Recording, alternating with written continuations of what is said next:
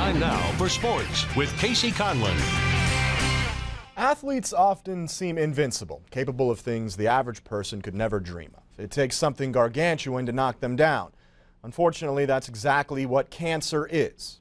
But it might have met its match this time.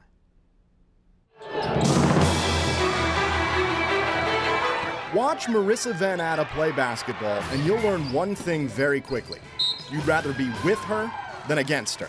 She's got a nose for the ball. She's a tremendous offensive rebounder. Everything, a rebound, a 50-50 ball. Like you just don't see it coming. She did it to Rocky as a freshman at MSUB. We had a chance to sweep MSUB. We're up 5 after half, and next thing you know, she rips off 8 straight points, and we're down.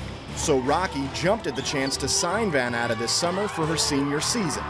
That's what we needed, that person that got those 50-50 balls, the rebounds, everything, the loose balls. I mean, she was up and down the court. We were huffing and puffing after her. Which is why no one saw it coming. When I found out, it didn't click. The doctor came in at like 5:30 in the morning, told us I had leukemia, and he said, "You're gonna start treatment and we're sending you to Denver now." A radiant, seemingly healthy 22-year-old college athlete was diagnosed with acute myeloid leukemia on September 22nd. In a sense, the diagnosis came out of nowhere, but Van Atta has dealt with issues for years. I went into the doctor countless times for upper respiratory issues, and I actually didn't recover going into my junior season. I played pretty much the whole season with pneumonia, which was really difficult. But I loved basketball too much, and I can't sit the bench. Finally, in March, doctors gave it a name: overtraining syndrome. It was almost a relief that I wasn't going crazy, because there was a part of me that was like, am I just making these up? Am I being a wuss? And everyone was relieved to hear what it wasn't. They originally thought cancer back then, because I was sleeping for 2 days straight. I missed an early morning practice one day because I didn't wake up through my alarm. So she did all the blood work. When I called Coach Keller, like, I was feeling awesome. The one thing that Marissa has done a very nice job of is communicating with our staff. I don't know if she talked to you about the bruising and stuff, but that was a concern of ours. The bruising, I would wake up and I'd have new bruises. I was like, okay, we haven't been doing contact. I don't know where this is coming from. Marissa's blood platelets plummeted, and a rare gene mutation made matters worse. Chemotherapy was the beginning of a very long month. I'm always one to be moving, doing something, whether it's going to basketball practice, school. So for me to have to be limited to a floor, it was very difficult. And so pretty much I got up, I ate, I walked around, did a little workout, eat, sleep, work out, and repeat. The worst part was the only thing she could think about from 500 miles away.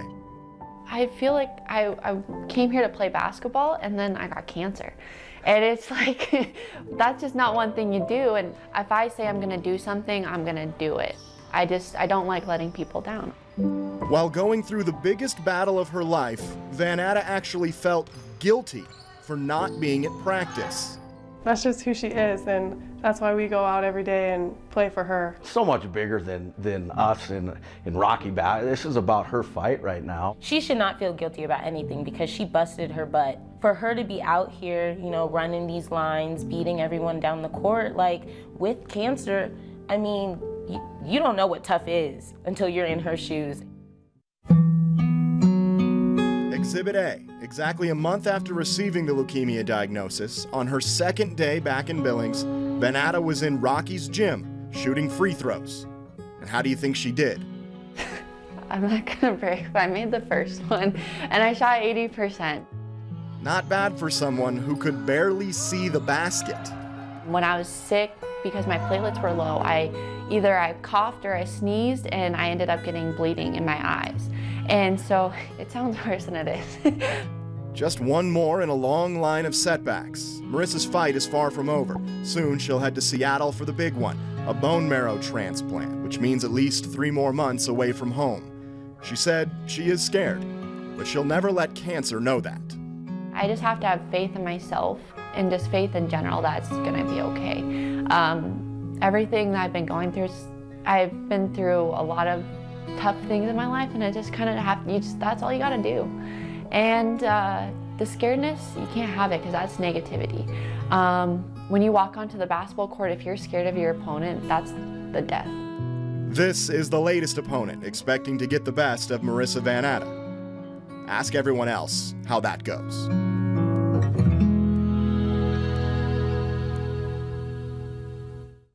For those that want to help Marissa and the many others fighting leukemia, Rocky is holding a bone marrow registration drive on Thursday, November 16th from 10 to 4 in the afternoon at Fraley Lounge on the campus of Rocky Mountain College. Mark that on your calendars.